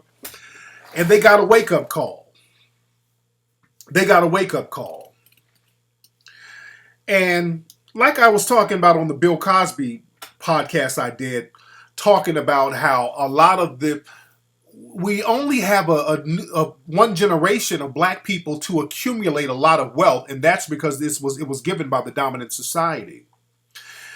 A lot of these black folks, many of them, failed to talk about issues pertaining to the black community. Some did, some didn't. And a lot of them did not create parallel economies, which they could have done. And at the end of the day, the white supremacists have shitted on them. Like, this is why I say, when the white supremacists give you something, give you wealth and riches and fame, they can also take that away. They can also take it away. Look at what's happening to Bill Cosby. And I've talked about this several times, but what's happening to Bill Cosby is not a coincidence. It's very deliberate. Right before this man is about to die, because he's going to die pretty soon. I'm not wishing death on him, but he's up there.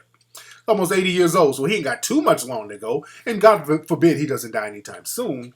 But right before, this man's at the twilight of his life, they're going to just smear this dude with all of these rape allegations. That's specifically targeting his brand, so that will dissipate the money he could pass down to his next generation. They did the same thing with Michael Jackson. His money is scattered all over the place. His estate. His family is still fighting for his estate now. Richard Pryor, his estate and his legacy.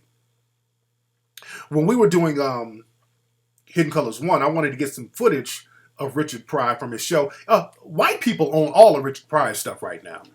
That ex-wife of his, the white lady, and there's another white guy named Burt Sugarman. They own all of Richard Pryor's stuff. And a lot of black folks, man, they didn't build parallel economies. And who am I got? Who do I have to ban? I'm the man. What is he saying? Hold on. Okay, let me ban. I ban him. Okay. Oh, God damn it. Is this one of these motherfuckers with some shit where I can't ban? Okay, I'm going to ban I'm the man in a minute. He keeps spamming the same thing.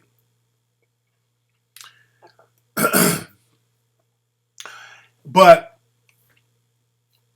what happens with us, man, we get up under people and we play this game with the white supremacists. And we think getting a lot of money from the white supremacists means power. That's not power. You're just a nigga with a lot of money.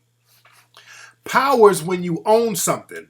And the white supremacists, they make sure that you don't own anything. You understand? The white supremacists go out of their way to make sure that you don't own anything. They'll shower you with money. They'll even give you nice little cute titles. But they will make sure that you don't own anything. And a perfect example of that is Michael Jordan. Okay, I'm trying to, hold on. Let me ban this I'm the man dude. Hold on, family. Hold on. Because my thing is messing up and I can't ban people, but let me try to ban him now. Hold on 1 second. Hold on 1 second, fam. 1 second. Let me refresh my page. I'm going to ban his ass now. These white supremacists are in here heavy. Hold on 1 second.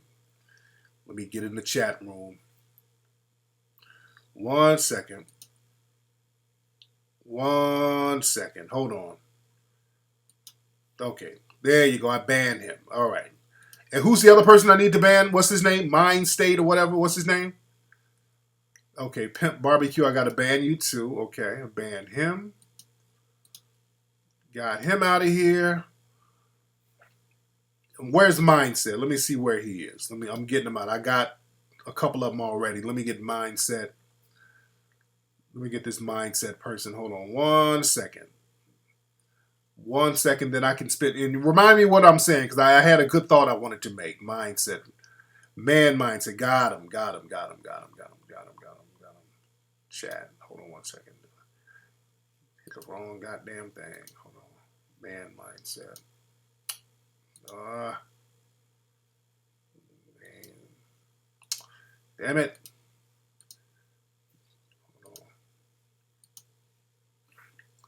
Hold on. It's not letting me ban this asshole. Okay. Hold on. Let me ban Man Mindset real quick. See, this messes up the flow of the show. Hold on. Man Mindset. All right, there you go. And I ban your dusty ass. All right, there we go. All right, I banned him. All right, we're good. All right, we're good now. All right. All right, now like I was saying, a lot of us, and I'm sorry about it, I apologize, man. There's like almost 1,500 people in here, so, we're going to get some knuckleheads in here. But I was saying that the white supremacists make sure that they give you money, but don't allow you to own anything if they're giving you the money. They don't let you use that money to own something. Now, Michael Jordan was a great example. Michael Jordan was the poster child for black neutrality. He was neutral on everything, but Michael Jordan never gave his opinion to anything black. He was the non-black black person, which was great. It was great marketing. But Michael Jordan was infamous for not speaking on any issues. Nothing. And that's a gift and a curse. Because then you alienate yourself from your base. And if you think that doing that is going to get you in positions of power with the white supremacists, you're wrong. And Michael Jordan learned that the hard way. when Jordan left the Bulls, and Jordan just invigorated the game. His brand invigorated the game. The Chicago Bulls, he made them just an international household name. Then he went to the Washington Wizards. And Jordan had a very small ownership, very small piece of that franchise. And what Jordan wanted to do with the Wizards, Jordan wanted to get with the Wizards, build the brand up, and then ultimately take over full ownership.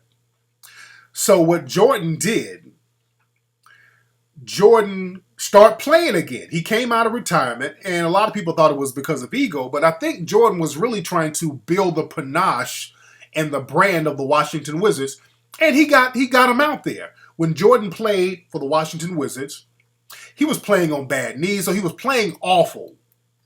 He was playing on bad knees. He was absolutely awful. But all the games were basically sold out when he played. I mean, he got people in the seats. People went to see him.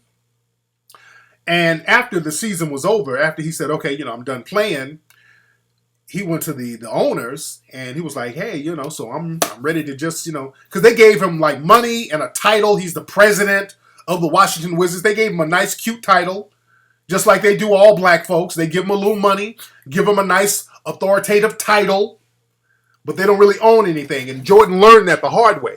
Jordan went to the Wizards, to the owners. I think the owner was named Abe Pollock. I think that's his name. Abe Pollock. I think that was the name of the owner of the Wizards at the time. I think that guy died since then.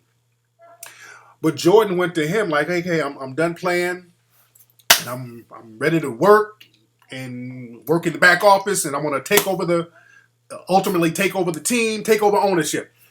Abe Pollock said, no, Michael, that's not part of the plan. And Pollock told Jordan straight up, I'm not giving you my team, Michael, because I worked 39 years to get my team working for this brand, so I'm not giving you my team, and I don't want to be partners with you. Abe Pollock told Michael that verbatim. That book that I got, $40 million Slave, that book talks about that. He told Jordan, I don't want you to be my partner, Jordan. So Michael Jordan got fired from the Wizards. Michael Jordan, multi-millionaire, household name, brand, big money, the epitome of black success, he got fired from the Wizards. If somebody can fire you, you ain't got no power. If you think I'm bullshitting, look up what I'm saying. Michael Jordan even did an interview. Michael did an interview talking about that with Ed Bradley from 60 Minutes. Let me see if I can find that for you while we're here. That shows how much power you don't have. If a motherfucker can fire you, you ain't really got no power. Let me find that interview. Ed Brad.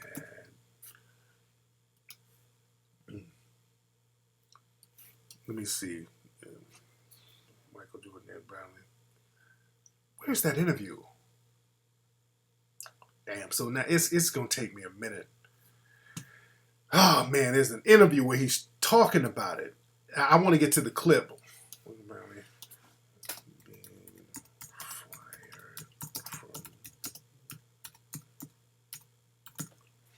Okay, let me see if there's because I saw a short clip of it. Damn, I'm going to be able to find it. Okay, I can't find it now, man. I wish I should have saved it for you. But yeah, that dude A straight up fired Jordan and said, "Look, I got it. I got it. Hold on one second. Let me download it. Okay, let me download. Let me let y'all hear this. Hold on one second.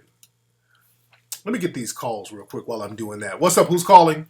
Hey, this is Mike from Atlanta, Georgia. Hey, Mike from Atlanta. How you doing, man?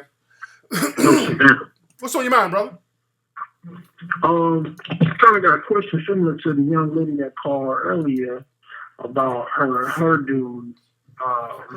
She conscious and he ain't really on that conscious shit. Yeah. I'm in a similar situation, but I'm married. Oh, damn. So your lady ain't conscious. Right, man. She got a good head on her. You basically married her because she's good with finances. And, when I was on that nigga shit, it was perfect. But I started listening to Zoe Williams' show, and I heard you on there, Dr. Omar, one show that they had last year. So, I kind of got hooked to Hidden Colors, started reading more. Yeah. I ain't never really fought with white folks anyway down here in, South Georgia. So, Yeah. I got more knowledge of self Yes, since indeed. a year ago. So, we got to get to the point. Let's get to the point, brother. Let's get to the point here. I made a fork in the road. Like, should I try to work with her or just charge it to the game? Now, how long y'all been married? How long y'all been married? 2 years. 2 years, okay. Yeah. What you can work that out with your wife, man. You can just chop up game with her and just kind of slowly introduce her because again, a lot of knowledge is kind of new. Sometimes you might butt heads a little bit, but I don't think that's enough to get divorced and all that stuff about. Once you start acting upon what you're talking about and doing what you say and building an economy for yourself, your wife will get on board. You dig? She's going to follow you. So just don't get caught up. That's what I'm trying to do now. Really, my eyes been opened up to a lot of shit. But I know one thing is, to get your shit in order, really get your shit in order. And Black empowerment, there's a lot of black business around here in Savannah, so I'm trying to get on that. And I'm trying to go into business for myself. Yes, indeed. All right, but thank you for the call, brother. Thank you. This brother, okay. Thank you, brother. Y'all all over the damn place, man. Come on. I can't let y'all ramble, man. No disrespect. Y'all gotta get to the point with me. I hate when people call up and they just want to go on and on and on and on and just ramble and not really get to the point. You gotta get to, y'all know my patience is short. My God. Okay, man, you got to kind of get to the point, man. I'm trying to get a lot of calls, and I don't want to lose my train of thought. But anyway, let me show y'all. This is the interview where Michael Jordan talked about getting fired. Perhaps Jordan's biggest professional failure was his tenure with the Washington Wizards. In 2000, he became a part owner and top manager of the team, and then decided he could make a bigger contribution by going back on the court. Although he had moments of greatness, his knees began to fail him, and he announced he was done as a player. Soon after, the Wizards unceremoniously fired him. Did you see getting fired coming? No. If that was the case, then obviously I wouldn't have went back to play because I felt like I played injured. I went through surgery, and I did the things that a lot of the young kids and did not do, and I didn't have to do it. But I did it with the benefit of trying to help an organization get back on its feet. And the gratitude that I was being given was your services no one wanted or needed. So I felt like I was used in a sense. But, we all been in a situation where we've been used and we regret what what you learn. And after his long career, Jordan can't keep silent about the state of basketball today. He says that too many young players are overpaid and overindulged, affecting their work ethic. And all right, so that's basically the gist of it. So there, right out of the horse's mouth, man. This dude, in the height of his career, I mean, this dude, and hundreds of millions of dollars, man. Hundreds of millions of dollars, man, and the dude, I got used, which they did. They did use them. That's what the white supremacists do. They use you. They give you bullshit titles, let you call yourself the president or whatever, and the minute you're not useful to them, bye, nigga. Let me get that little money back from you. The minute you're not useful to them, just like Bill Cosby. Bill Cosby is no longer useful to the white supremacists. They're dumping on Bill Cosby right now. You got to understand, man, black people think that you're going to buy into the white supremacist power structure. You got to create your own, man. You got to create your own. That's why, man, a lot of people criticize Tyler Perry. That's why I've always said I'm a big fan of Tyler Perry. People criticize me for giving props to Tyler Perry. No matter what you say about Tyler, you might not like his movies. I like some of his movies, some I don't. Some of his shows I like, some I don't. I got the utmost respect for Tyler Perry, though. Tyler Perry's doing what he's supposed to do. I'm so not mad at Tyler. I've been telling y'all, that's why I popped my collar to Tyler. Nobody's firing Tyler Perry. You can get mad at Monday all you want. I've been telling y'all, Tyler Perry is doing the right shit. Tyler Perry is doing the right thing. Everybody's hating on him, and I'm right there. I'm like, y'all hating on the wrong dude. Y'all black folks want to sit up and give props to the nigga with the good job. I'm looking at the dude who's the entrepreneur. See, the entrepreneur might struggle coming out the gate. He might not be shining and glistening like the dude who's right up under the white supremacists. But the thing is, the dude who has his own shit is going to have longevity. He owns what he does. He can control what he does. And he calls the shots. And he's going to be around a little bit longer. You're not going to be sitting up talking about, oh, you got $500 million talking about somebody fired you? Shit. That ain't it, man. That lets you know.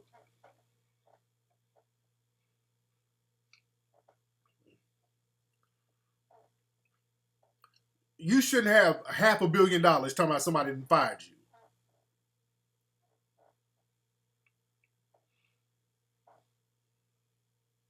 I got the utmost respect for Tyler Perry, man. Love that brother. I got the utmost respect for him, man. I'm the biggest Tyler Perry cheerleader. Even though some of them shows I don't even watch, I just want to see that brother win. Long as he's winning, I'm good. Long as he's winning, I'm good. He's doing the right thing. Long as he's winning, I'm good.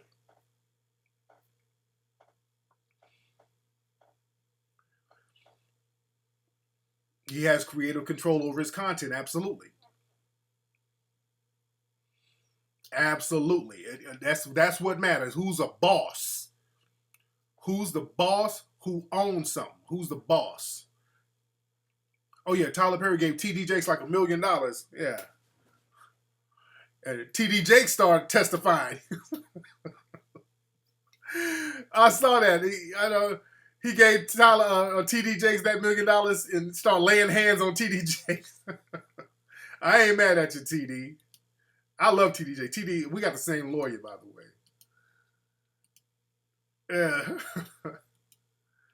Yeah. Excuse me. But yeah, Tyler Perry gave TD Jakes that paper. Nigga, TD Jakes turned all the way up with it. Man.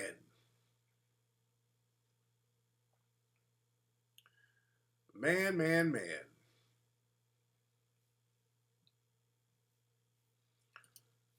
I'm not, man. So yeah, I'm one of Tyler Perry's biggest cheerleaders, man. I got the utmost respect for that brother, man. I got the utmost respect, man. I want to see that brother continue to build his brand. He works with a lot of black folks, put a lot of black folks to work, man. So you can't do nothing but prop that up, man.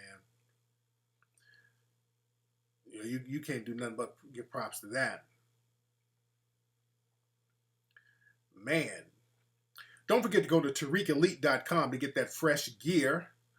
That's TariqElite.com, ladies and gentlemen, to get all that fresh fly gear, ladies and gentlemen. To go to HiddenColorsFilm.com to get the movies Hidden Colors 1, 2, and 3, ladies and gentlemen.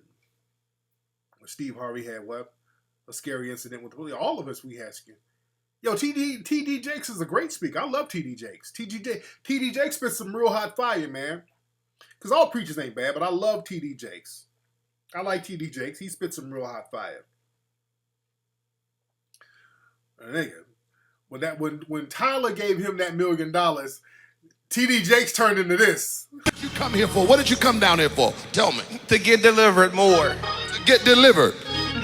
Do you believe that the Lord tonight has set you free? Yes, sir. Turn around and tell those people. Tell them. I'm not gay no more. I am delivered. I don't like men no more. I said I like women. Women. I said women. I'm not gay. I would not date a man. I would not carry a purse. I would not put on makeup. I will love a woman. Had to play that one last time. Man. And for those who didn't see the crispy episode where we did that, let me play that for those who didn't see it. Hold on. You want to see a person who hates his race and you're looking high and low? Well, look no further, you're in the right place. Welcome to the Crispy Show. What up, everybody?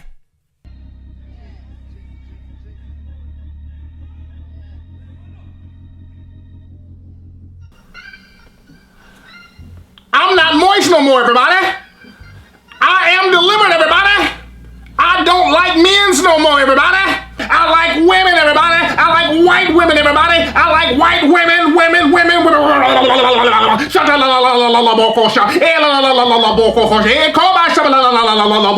Everybody. I will not carry a purse, everybody. I will not wear an edible thong and go to the gym, everybody. I gotta do a praise break, everybody.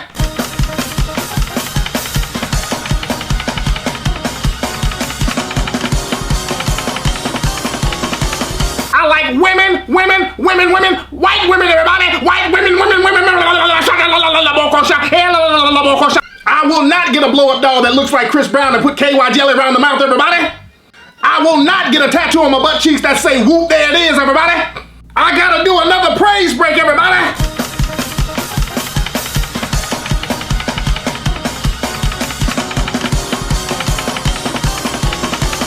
Hallelujah. I will not give strange men's hand jobs for rent money, everybody. I will not go get my prostate checked when I know ain't nothing wrong with me, everybody. I will not let strange men comb my taco meat in the middle of the night, everybody. I will not fantasize about Trey Songz putting edge control gel around my hairline, everybody. Praise break, everybody.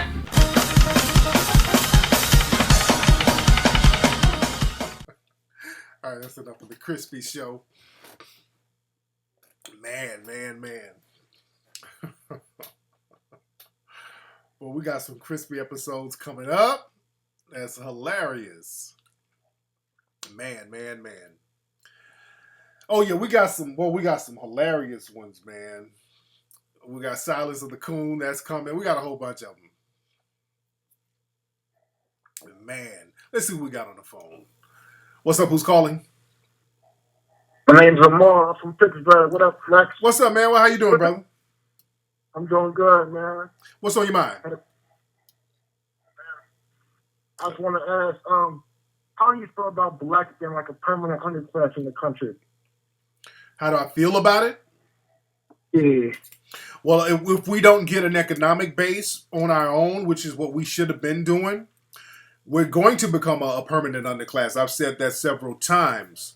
And what's going to happen? Because look, I went to Australia, and the Aboriginal people there are a permanent underclass. I mean, they're just stuck. They're stuck over there on the bottom, and it's almost damn near impossible at this point for them to pull themselves up out of that. And when I went to Brazil, they got like people who live in the favelas.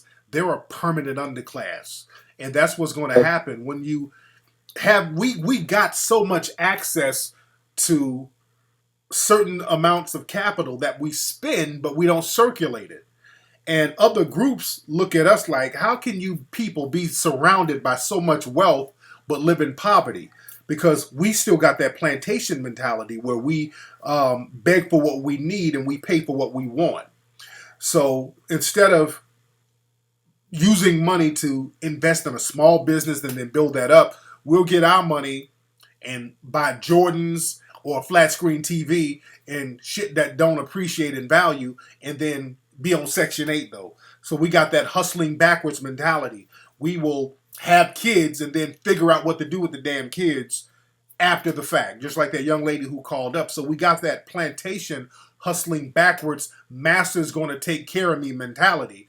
Whereas other groups, when they come in, they know they ain't no master taking care of them. So they coming off the block running. when the Jamaican cats get here, or some cats from Ghana or Nigeria, when they get over here, they're hustling. You dig? Right. And we got to get on that grind. We don't want to get out there and get our hands dirty and start from the bottom, because we get taught, and this is designed by the white supremacists, by the way. They sit up and tell you, don't work hard. Just wait on one of us to pick you out and make you rich like Jordan. You can be like Mike. We'll make you rich like Kobe. We'll make you rich like Lil Wayne. So we just sit around waiting on that record deal, or the basketball contract, or the acting job, or the chick sits around waiting to get on Love and Hip Hop. So we got this thing where we want to wait on massa, and we got to get out here and start from the bottom and build up. And a lot of us don't want to do that. And that's going to kill us ultimately. So we got to change our thinking. You feel me? Yeah, yep. I feel you. Much respect, family. Yeah, man, we got to get out here grinding. We got to start from the bottom. You got to start, because the thing is, a lot of times you don't want to start from the bottom because you're like, well, shit, I got a cool job. Oh, I just go to work, get my $9 an hour, clock in, clock out, let massa take care of all that other shit. I ain't got to worry about taking care of the books. I got it made. I just go in here and get a check. You don't have it made. You don't own nothing. That's that plantation mentality. We don't own nothing in a major way. We got to own stuff. What's Frost talking about?